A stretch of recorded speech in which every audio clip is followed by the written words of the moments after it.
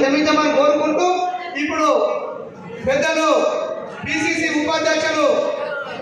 మన సీనియర్ కాంగ్రెస్ నాయకులు తయారుబాయి గారిని మాట్లాడుతున్నా కోరుతున్నాం. సమయాభావం వల్ల అధ్యక్షుల వారి ఆజ్ఞను పాటిస్తూ మొట్టమొదట ఈ జిల్లాలో ఉన్నటువంటి కాంగ్రెస్ శ్రేణులందరి తరఫు నుండి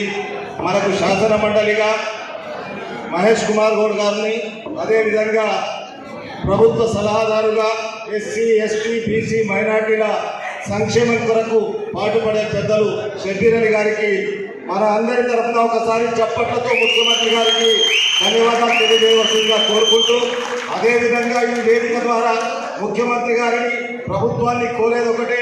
మా జిల్లాకు ఈ ఉత్తర తెలంగాణలో మంత్రి పదవి లేదు కాబట్టి తప్పకుండా మంత్రి పదవిని ఇవ్వాలనేటువంటి కోరిక ఈనాటి కార్యకర్తల అందరికీ ఉందనేటువంటి భావన తెలియజేస్తూ,